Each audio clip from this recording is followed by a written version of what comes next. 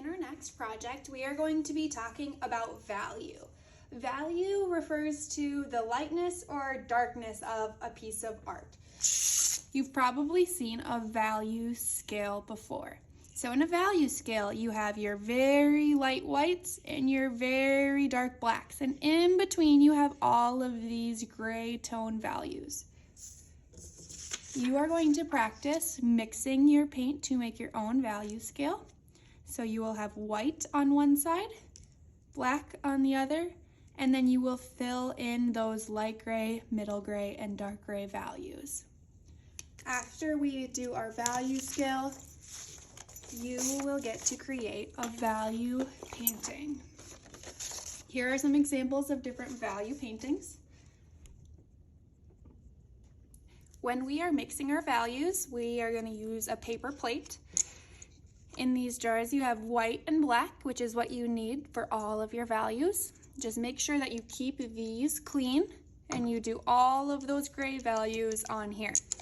So to start, I like to mix all my value shades on here before I even paint, but that's up to you if you want to paint as you go or if you want to mix all your values first.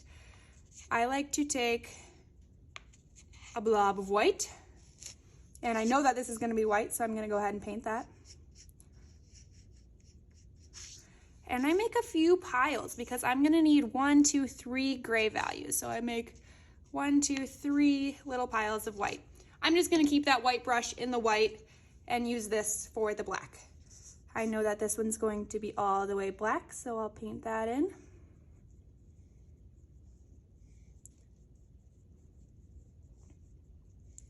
Now, when you go to mix your grays, black is really strong compared to the white, so you just need a tiny dot of black. That's why I always start with my white, because I just need a tiny dot of black.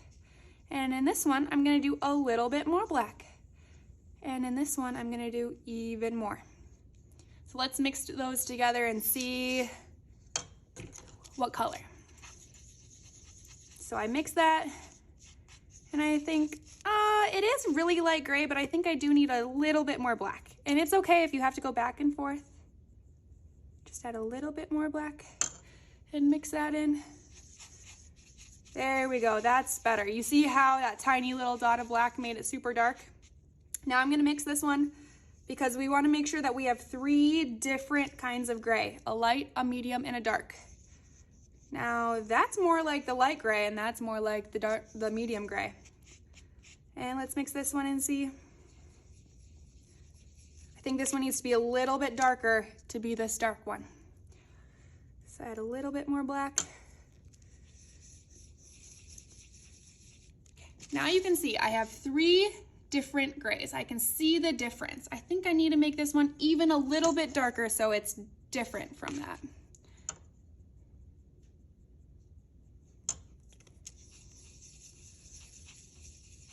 There, that's better. So I have white, light gray, medium gray, dark gray, and black.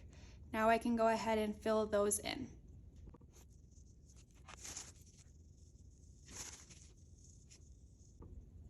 So when I put it on my paper, I see that these 2 colors look super similar.